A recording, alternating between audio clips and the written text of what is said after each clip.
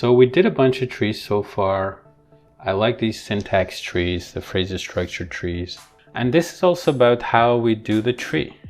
We did the tree for basic sentences, and we also did for questions, like when we moved the augs.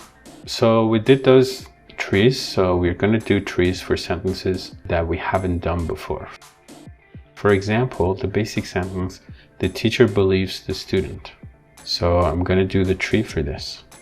Determiner, noun, verb, determiner, noun.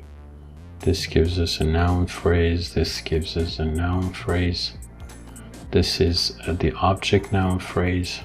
And this is the subject. Easy, right? We have done this before. The teacher believes that the student knows the answer. You see in the first sentence, the object noun phrase is the student, you believe something. But what is the object in the second sentence? So here the object is that the student knows the answer. The entire string is the object. So basically it functions like a noun phrase, but it's not like a determiner noun. The second part of it, you see the student knows the answer. If you just take this, it could be a simple sentence. The student knows the answer. But if you say that the student knows the answer, that would become a dependent clause, and it can't stand on its own without being complete. So it can only be part of a complex sentence. Here, that the student knows the answer is part of the complex sentence, which is the teacher believes that the student knows the answer. So this thing, that, which we can attach to this, the student knows the answer, which we may otherwise refer to as conjunction. Here we have a technical name for it, which is complementizer. A complementizer attaches to a simple sentence to make it possible to embed that simple sentence into the larger structure of the complex sentence.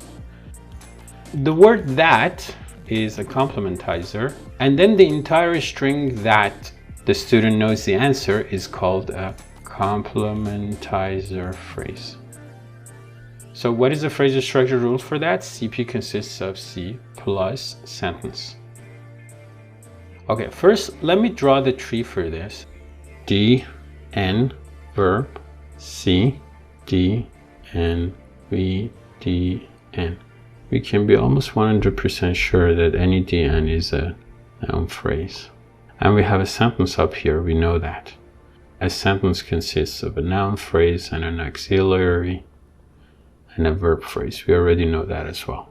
So what is the verb phrase here? Verb phrase consists of a verb plus a CP here.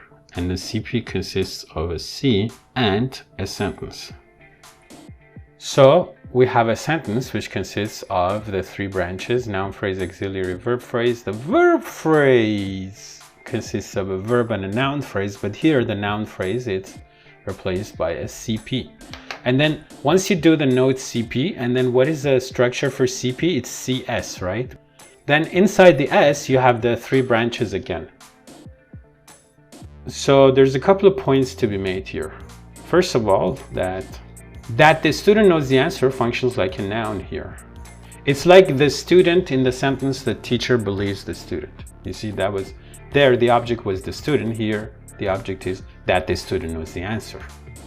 Here, that plus embedded sentence functions just like a direct object noun phrase. Words such as that, if, whether in English, with which you can turn a sentence into an embedded sentence or a dependent clause and use it as a direct object noun phrase are called complementizer.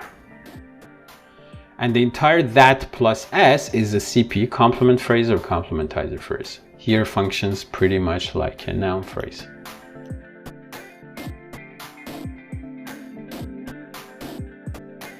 As I said, there are complementizers other than that, which could be if, whether. For example, I could say that the teacher wonders if the student knows the answer. So although I changed the verb, the tree is the same.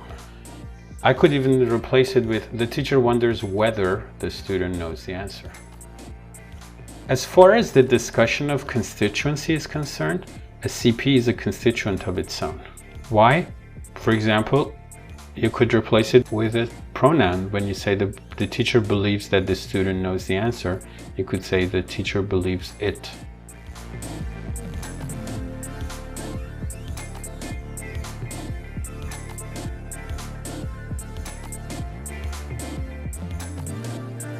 John believes that my uncle owns Sentosa Island.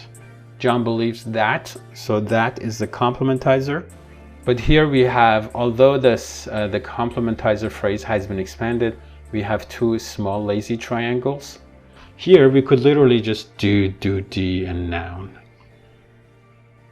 Okay, more trees. Of course I can do more trees. You see, we have multiple sentences.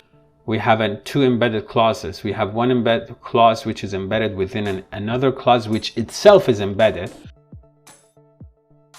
So the sentence that Mary helped George is an embedded clause within another embedded clause, which is that Kathy knew that Mary helped George. And then those are embedded in the sentence that John believed that Kathy knew that Mary helped George. And that's pretty much it. I think right now you're 100% confident about doing a tree that includes a CP.